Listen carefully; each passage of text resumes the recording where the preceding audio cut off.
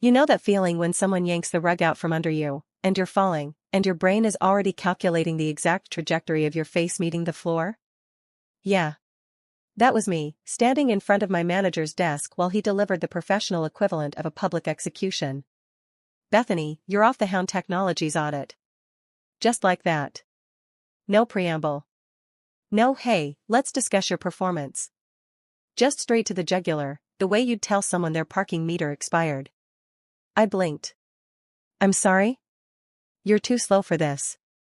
Gerald Pemberton, let's call him what he was, a middle-aged man whose entire personality was his corner office and his Patagonia vest collection, didn't even look up from his laptop. Warren needs someone who can move faster. This is a major client. We can't afford delays. Warren Castellano. The partner who golfed more than he audited and whose primary contribution to client relationships was remembering people's drink orders. Warren, who hadn't personally reviewed an audit work paper since the Bush administration, pick which one, both apply. Now, here's where I should mention that I'd been working on the Hound Technologies file for 3 weeks.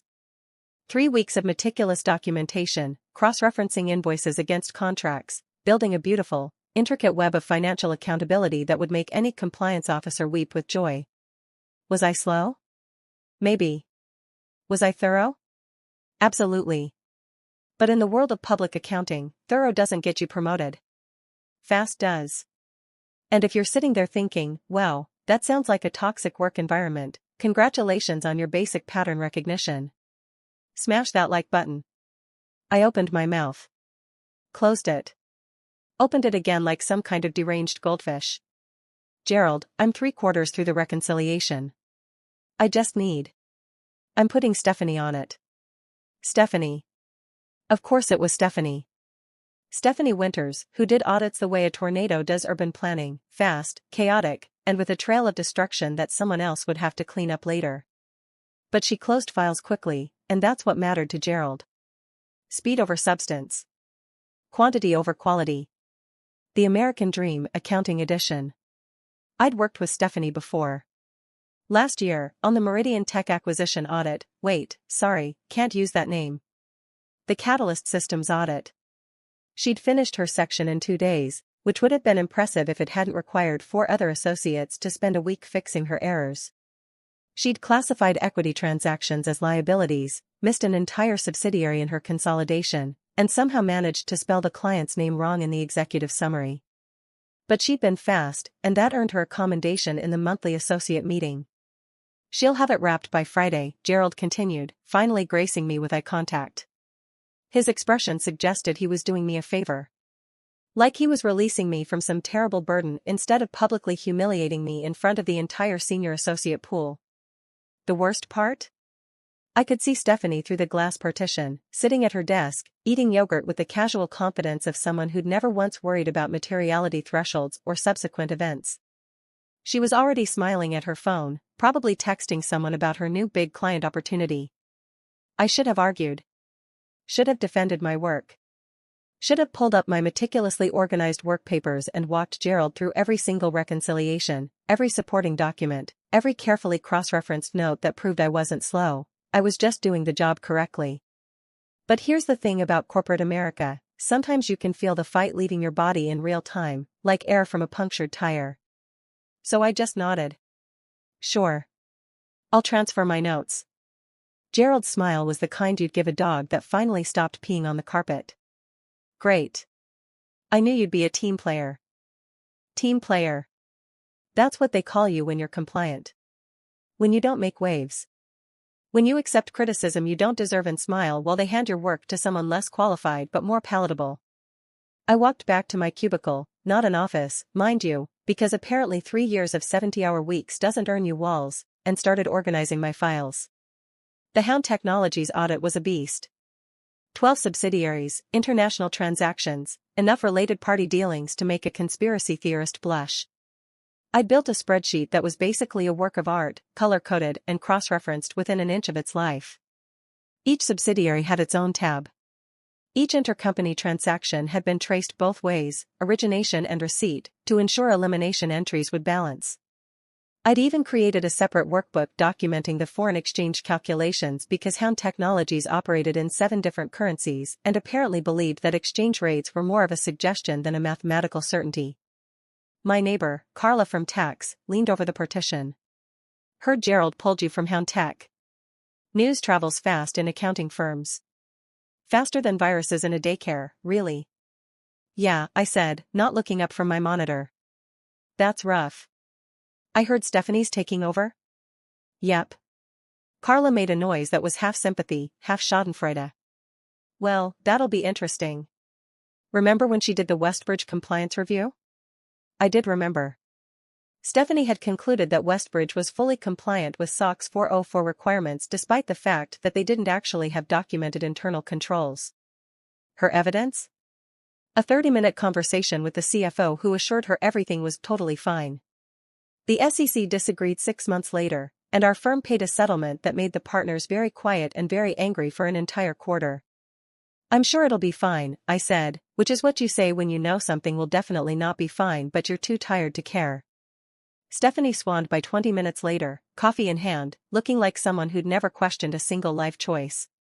Hey, Beth. Gerald said you're handing off Hound Tech?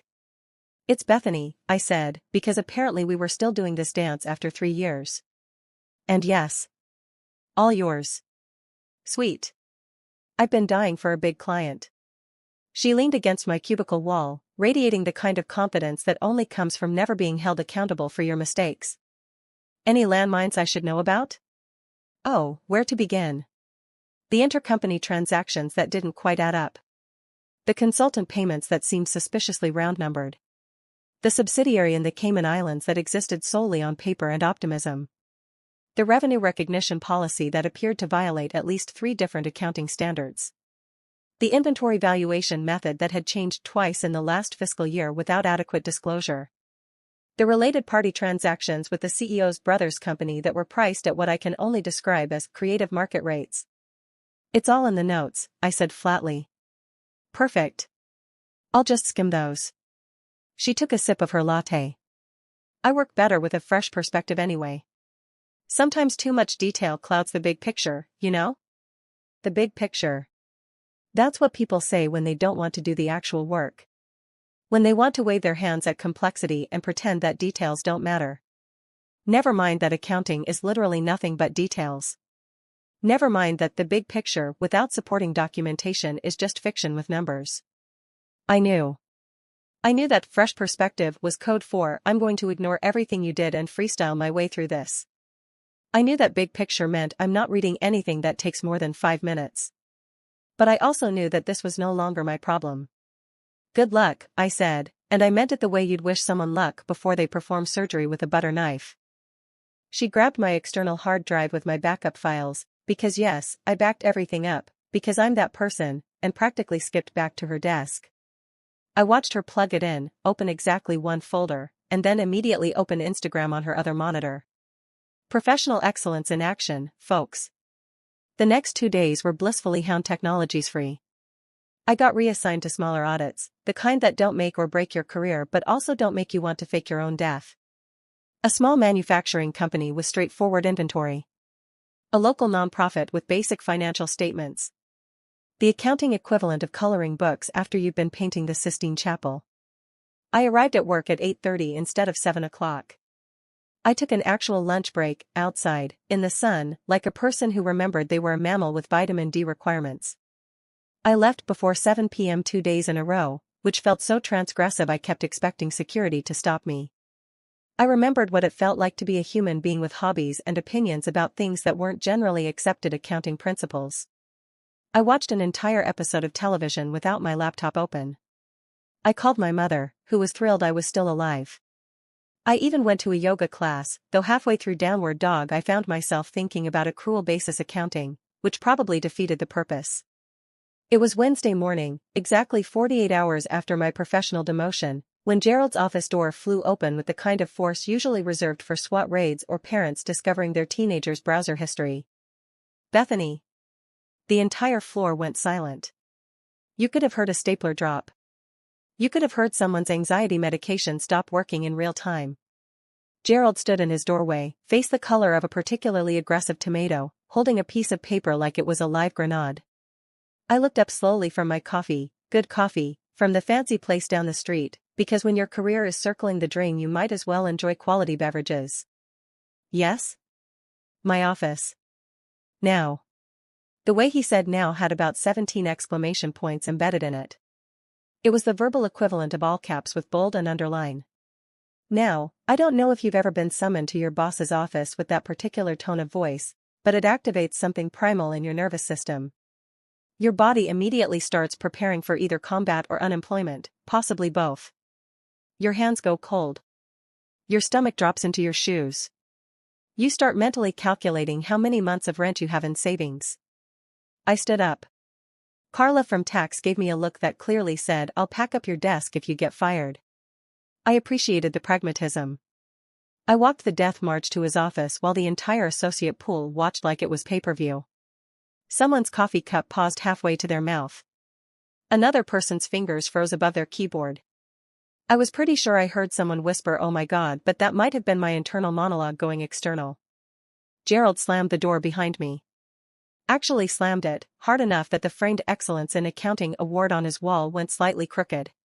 "Why," he said, his voice dangerously quiet, "did compliance just send me a formal warning about the Hound Technologies audit?" I blinked. "I'm sorry, what?" He thrust the paper at me. It was an internal memo from our firm's compliance department, the kind of memo that makes partners nervous and senior managers update their LinkedIn profiles. The kind of memo that gets forwarded up the chain until someone's name gets added to a list nobody wants to be on.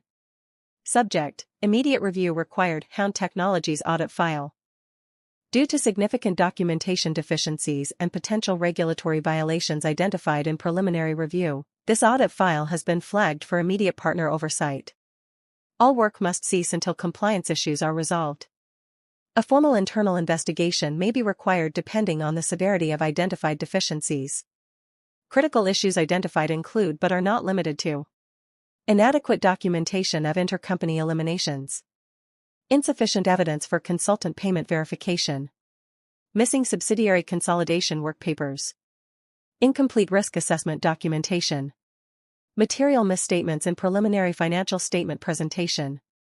I read it twice. Then a third time, because sometimes your brain needs multiple passes to fully appreciate the beautiful irony of a situation. "I don't understand," Gerald said, and he genuinely didn't. His face had moved from angry tomato to confused potato. "Stephanie said she was almost done. She said everything looked clean." "Did she?" It wasn't a question. "She submitted her preliminary findings yesterday. Said she'd streamlined the process, eliminated redundant procedures, focused on efficiency." He gestured wildly at the memo. "Compliance ran their standard review this morning and this.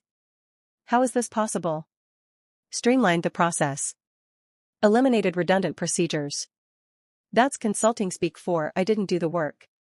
It's like saying you've streamlined your car maintenance by eliminating that redundant oil change procedure. Sure, it's more efficient right up until your engine seizes. Here's where I could have been magnanimous. Could have played the bigger person. Could have gently explained what went wrong without rubbing salt in the wound. But you know what? Sometimes the wound deserves salt. Sometimes it deserves the whole shaker. Sometimes it deserves a margarita's worth of salt and a lime for good measure." "When's the last time you actually looked at the file?" I asked. Gerald's expression suggested this was a trick question. "That's not my job. That's why I have senior associates." "Right.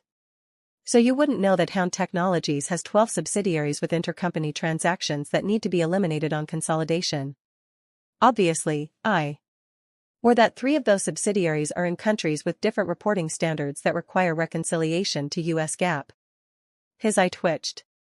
"Or that there's a consultant payment scheme running through the Cayman Islands entity that's either extremely legitimate or extremely not, depending on how thoroughly you document the underlying business purpose." "Bethany."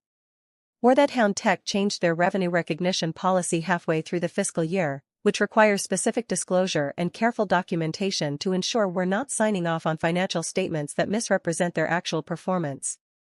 His other eye joined the twitching.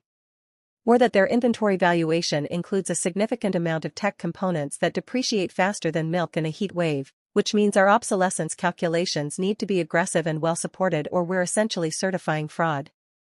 Stop.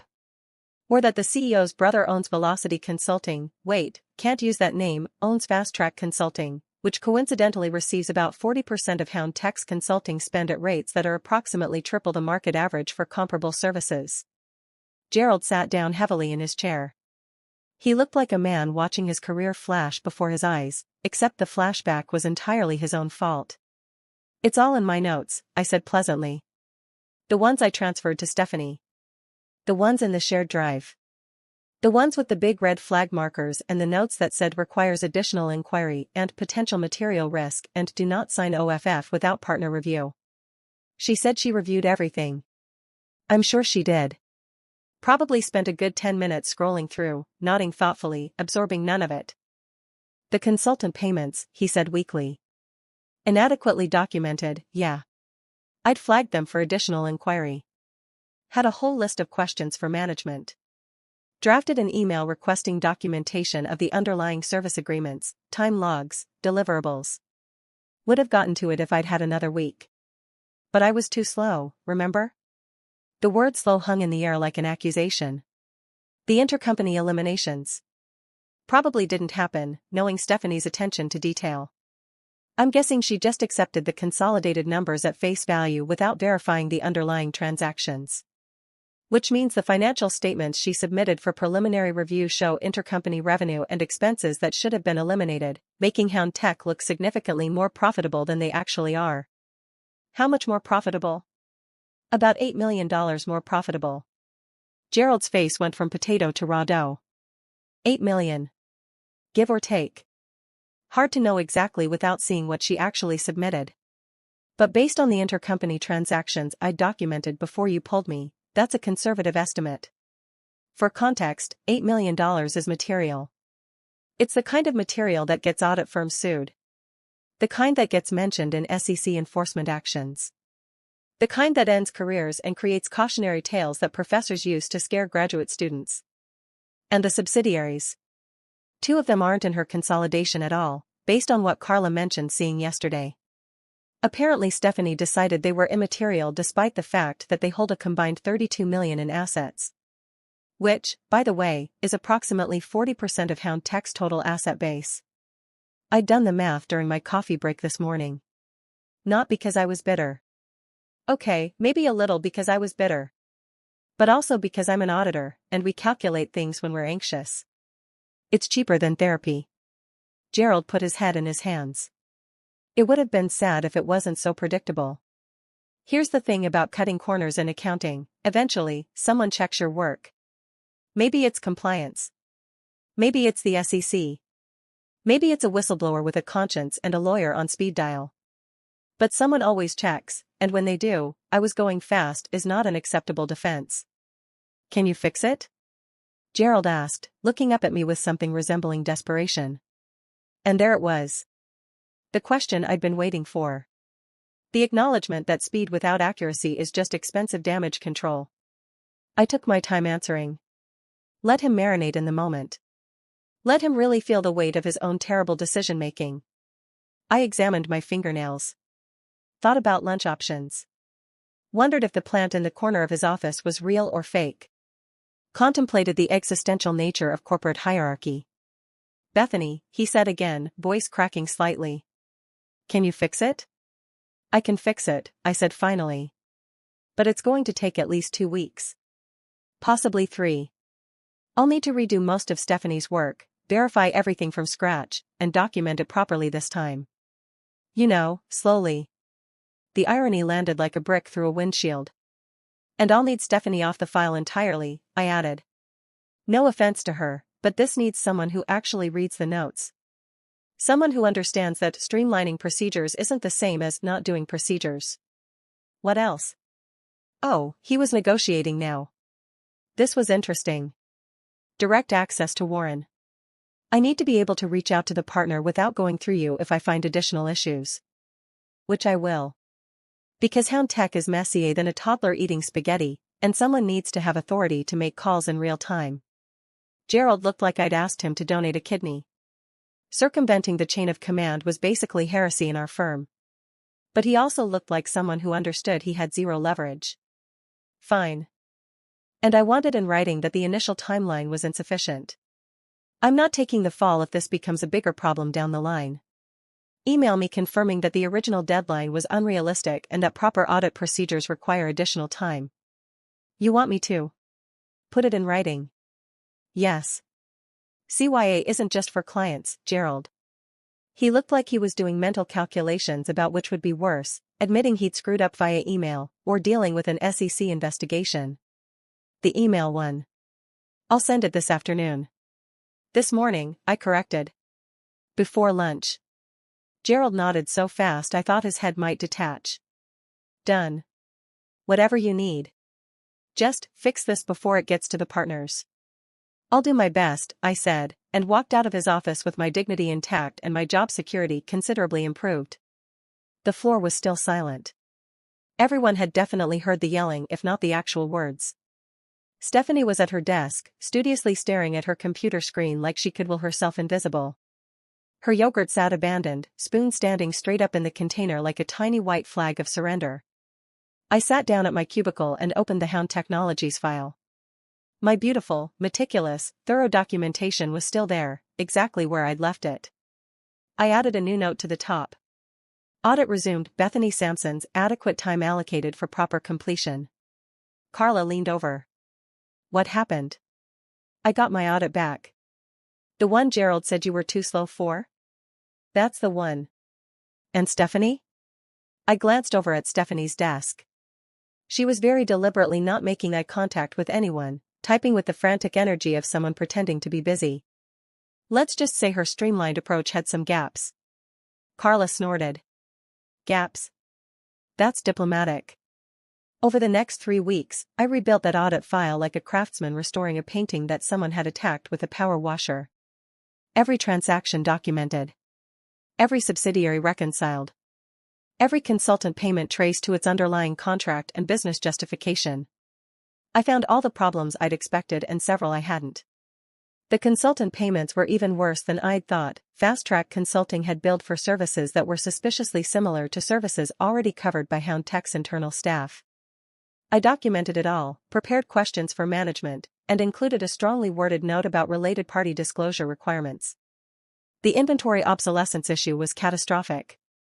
Hound Tech had been carrying tech components at full value despite market prices dropping by 60%. I recalculated the obsolescence reserve, and the adjustment was material enough to require a prior period restatement. I found 2 more subsidiaries that Stephanie had missed, one in Singapore, one in Ireland, both holding significant cash balances that somehow hadn't made it into the consolidation. The revenue recognition policy change? Not properly disclosed. I drafted the disclosure note myself and sent it to Warren with a memo explaining that this was non-negotiable unless he wanted to explain to regulators why we'd approved misleading financial statements. Warren, to his credit, didn't argue. He'd apparently gotten a call from the compliance department that had reminded him what his professional license was worth.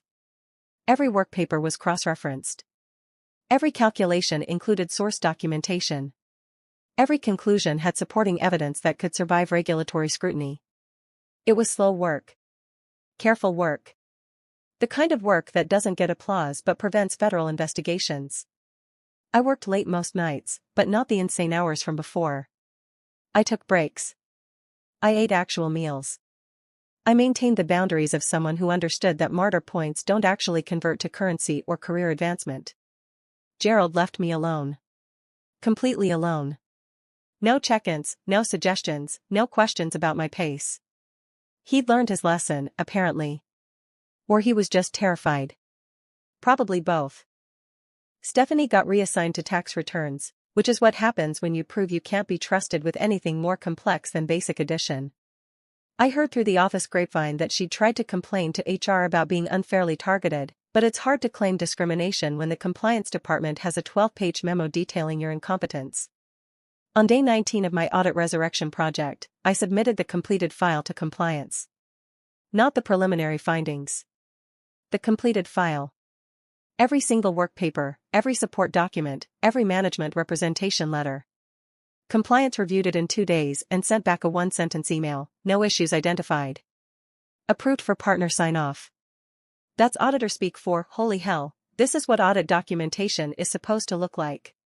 Warren signed off without a single comment. The financial statements went out on time, my new timeline, not Gerald's fantasy timeline.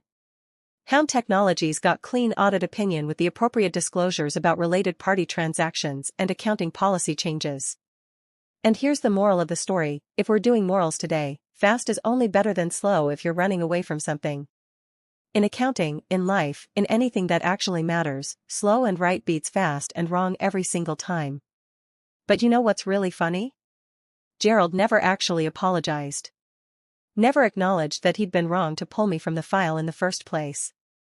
Just quietly started treating me like someone competent instead of someone disposable.